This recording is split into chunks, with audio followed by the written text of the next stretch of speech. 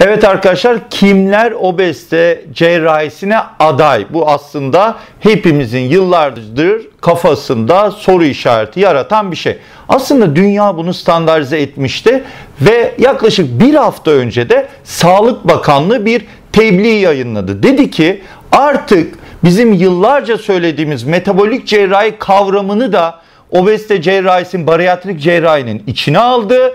Bizim yıllardır söylediğimiz gibi obezite cerrahisiyle metabolik cerrahiyi ayırdı ve aslında bundan önce devlet hastanelerinde onay vermediği gruba artık ameliyat onayı vermeye başladı. Bakın nedir yenilik? Bu çok önemli bir yenilik. Bunu sizlerle paylaşmak istiyorum ve bilgisayarımdan Sağlık Bakanlığı'nın yayınladığı tebliği direkt size göstermek istiyorum. Bakın, bariyatrik cerrahi adayları dedi. Bariyatrik cerrahi adayları dedi ve vücut kitle indeksine göre 3 gruba ayırdık. Nedir? Sınıf 1 obez grubu, vücut kitle indeksi 30-35 arasında olanlar.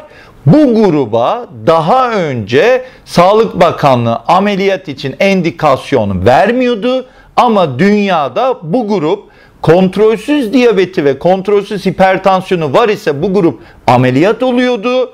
Ama bizim ısrarla söylediğimiz gibi bu gruba bariyatrik cerrahi değil, metabolik cerrahi yapılması gerektiğini söylüyorduk ve yıllardır biz bu şekilde hareket ediyorduk. Ve şimdi Sağlık Bakanlığı da bunu onayladı. Gördüğünüz gibi buradaki en büyük yenilik sınıf 1 obez grubu, vücut kitle indeksi 30-35 arasında olanlarda eğer kontrol edilemeyen hipertansiyon ve diyabet var ise arkadaşlar, bakın bu gruba ne dedi? Bu gruba metabolik cerrahi ameliyatları uygulayın dedi artık Sağlık Bakanlığı. İşte biz 5 yıldır bu grubu zaten metabolik cerrahi yöntemlerini uyguluyorduk. Ve bu grupta çok ciddi başarılar, %99'un üstünde diyabette kontrol sağladık arkadaşlar. Ama bu grubun kontrolsüz hipertansiyon ve diyabeti yok ise bu gruba ameliyat değil, bu gruba konservatif yani ilaç tedavisini önerdi. Bu sütun arkadaşlar daha önce Türkiye'de uygulanmıyordu. Sağlık Bakanlığı geçen hafta yayınladığı tebliğde bu grubun ameliyat olması yönünde teşvik etti arkadaşlar. Vücut kitle indeksi 35-40 arasında olanlarda eğer bir komorbidite var ise, obeziteye bağlı bir hastalık var ise eğer arkadaşlar, bu grubu zaten daha önceden biliyoruz ameliyata yöneltiyordu.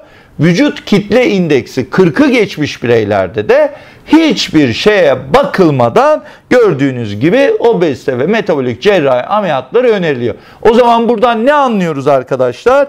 En önemli sütun burası arkadaşlar. Bu grup, bizim daha önce bu uygulamayı yaptığımız bu grubu artık Sağlık Bakanlığı da reel bir şekilde ameliyat olması yönünde desteklemeye başladı arkadaşlar.